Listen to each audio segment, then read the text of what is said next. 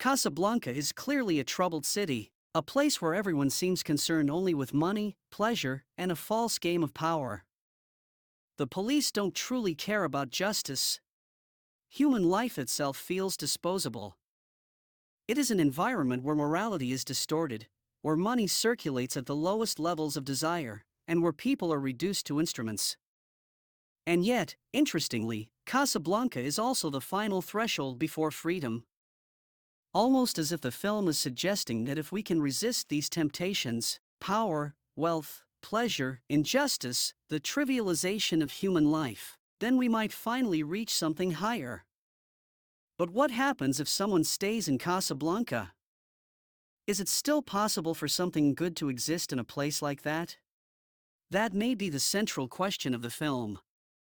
As an anti-hero who maintains a hard exterior, Rick doesn't drink with customers, has women but keeps emotional distance, claims to care only about money, and while protecting his employees, avoids real relationships, even after living there for years.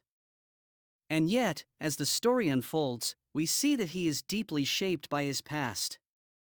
Despite the mask, he has a soft heart. He fought for just causes in the past, and quietly helps desperate people, like a woman whose husband is trying to escape Casablanca. His actions betray the hardness he pretends to have. That hidden tenderness reveals that he never learned how to process the great contradictions of life. When we discover his past with Ilsa Lund, we understand the wound of being in love and being abandoned at the train station by someone you thought would be your wife, without explanation. He could not make sense of it, and built an armor. He became cynical, detached, and closed in on himself. In a very interesting way, it is Laszlo's character that reawakens something in him. Laszlo represents an inescapable vocation, a kind of moral heroism that cannot be negotiated. His courage forces Rick to confront his own buried ideals. I get the point. I wonder if you do. I wonder if you know that you're trying to escape from yourself, and that you'll never succeed.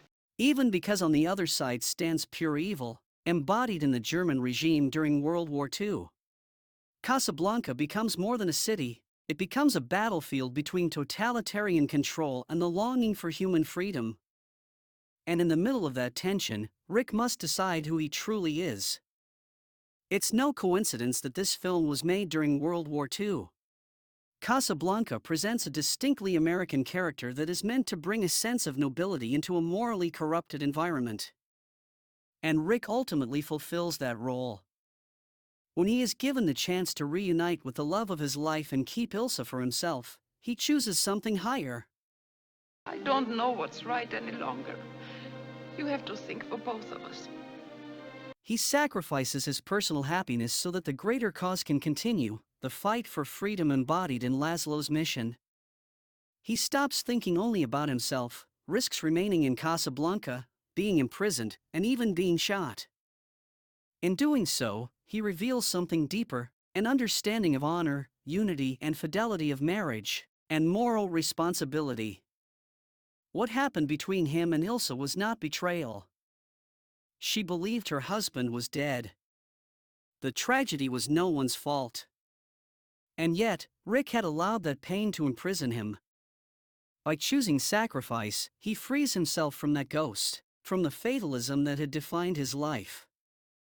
And once he chooses that path, something else becomes visible. Even in a corrupted world, goodness is still possible.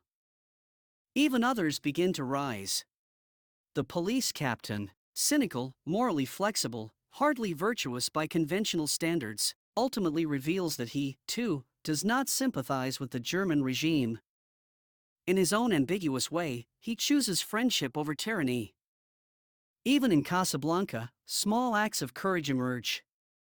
And ultimately, this is the deeper message, one that is echoed in the film's central song, as time goes by.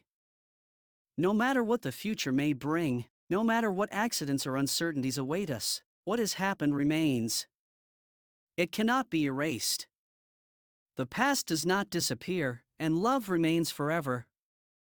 But we cannot become prisoners of either the past or of some imagined future.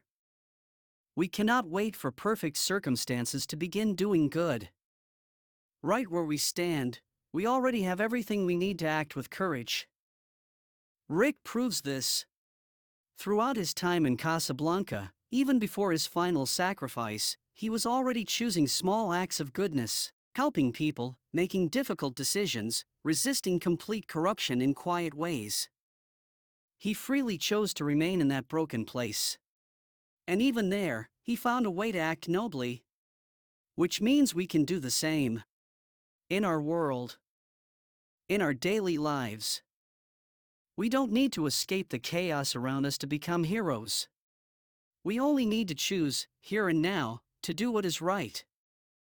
You don't need to escape Casablanca to become free. Hero is the one who chooses to act, here, now, no matter the personal cost.